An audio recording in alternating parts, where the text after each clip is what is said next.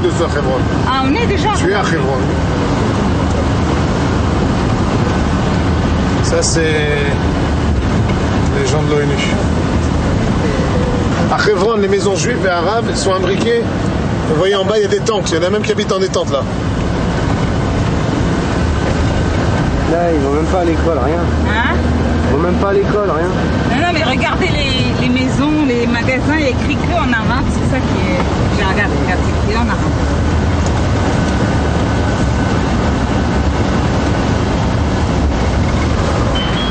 Je vais aller faire une petite course là. Vas-y. Hein? Moi, je te suis pas. Je me suis pas. Je me laisse juste en arme. Hein?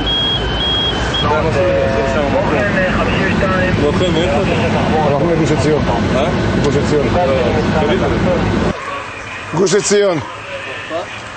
הם מצרפת עולים חדשים מגוש עציון. הם נכנסים למערה. אוקיי, טוב? מה, להיכנס למערה? יש בעיה? לא, אבל אני לא יודע אם לפני כן בצלמה. טוב. Bon, faites vite, on est très pressés. Ça, c'est l'ancien quartier juif. Les gens étaient massacrés là. On va voir la synagogue de l'époque de 1929 qui a été devenue une pissoire, on dit en français. Quoi? Des toilettes, des WC publics. Ils ont pris la synagogue, ils l'ont rendue moitié en étable, moitié en toilette publique. Par ici. Il y a encore même pas 10 ans, quand un arabe jetait une pierre sur un autobus, une voiture, l'autobus s'arrêtait, tout le monde descendait, leur prenait une raclée. Ce gars, je dis, il jetait pas deux fois les pierres. Vous savez qui était là, qui était le chef. Ça se passe plus maintenant parce que maintenant, si tu fais quoi que ce soit, c'est l'armée qui vient t'embêter à toi au lieu d'embêter les arabes qui te jettent les pierres. Faites attention en passant, vous avez un Talmud Torah qui étudie.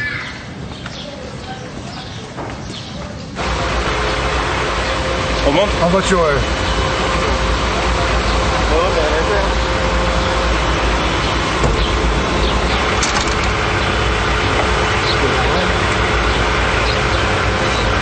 Ce qui est étonnant, c'est que les Arabes, eux, ils n'ont pas du tout peur de nous. Hein. Pas du tout. Pas du tout. Ça veut dire Est-ce vraiment. que vous avez déjà entendu ça dans la presse? Est-ce que vous avez vu? Ils n'ont pas peur. Ils n'ont pas peur. C'est-à-dire que moi, je me souviens, au mois de février, on est parti à Hebron. On était un groupe de 200 personnes avec le grand rabbin de France. Et tout d'un coup, il y avait une arabe qui est sortie d'une maison. Elle a coupé notre groupe pour rentrer dans une autre. Moi, j'ai eu peur d'elle. Je me suis dit, ça se trouve, elle a des explosifs et elle va s'exploser. Je me suis reculée. Mon neveu m'a dit, parce que tu crois que ce recul-là, il va faire quelque chose? Si elle a quelque chose, même si tu recules de 200 mètres, tu es touché. Instinctivement, j'ai reculé. J'ai eu peur, vraiment. Je vais vous donner une image encore mieux. Vous allez dans Jérusalem, en plein centre-ville, dans des quartiers religieux, donc par nature, d'après les Français, supersionistes et durs. Et vous avez des mendiants arabes. Et les juifs, ils leur donnent. C'est des arabes. Ils savent très bien que pas un seul va les toucher. Mieux encore, le jour où il y a un attentat, que Dieu nous en préserve, c'est arrivé dans Jérusalem et ces derniers mois, ça n'a pas manqué malheureusement. Quelqu'un qui a donné son rein, un Palestinien. Hein. Vous avez les Arabes, ils sont dans la ville. Normalement, si on était un peuple de sauvages, le premier Arabe qu'on rencontre, on a envie de le lyncher. Il n'y a rien qui se passe. Le chou qui continue à travailler, les employés arabes, ils sont là, dans les garages, ça travaille. Ils savent très bien qu'on n'est pas un peuple de sauvages. Ils le savent parfaitement. Parce que eux, ils sont sauvages, sinon on l'est pas. Le mot territoire, en fait, il n'existe pas. Quand on parle de territoire. Quand on parle de territoire, qu'est-ce qu'on veut dire par là? Le territoire, vous avez l'impression que chez les Arabes, et là-bas dedans, vous avez un petit morceau où il y a 200 familles barricadées qui sont là en train de faire attention qu'on ne vient pas leur tirer dessus. Non, mais pas du tout. Ça n'a rien à voir. Hein, non. Parce qu'il y a une très mauvaise opinion des territoires en France. Hein. Bien sûr. Quelle est la deuxième langue parlée en France?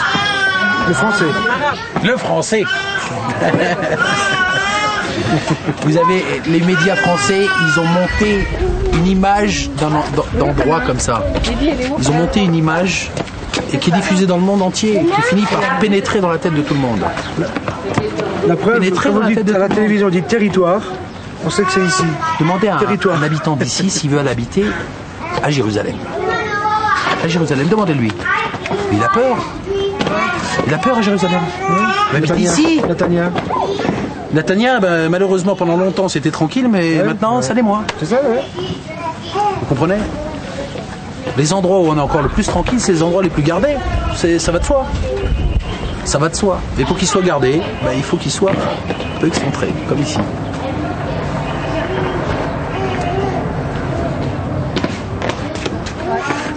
On ne supporte pas en France qu'on touche à Eretz Israël, vous l'avez bien vu, on le voit, on le sent.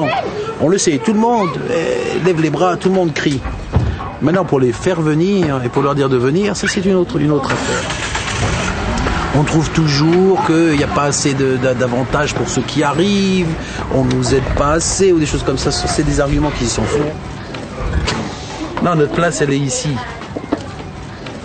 Il faut vite rentrer à la maison. Ah oui? D'accord. Nous, on va bouger un petit peu avec vous, puis après on se retrouve dans ma maison comme ça. Les juifs français qui viennent en Israël, tout le monde les veut. Parce que des Français, qui dit français, ils préfèrent ça que des Russes. Tu comprends, l'alia de France c'est une alia de qualité.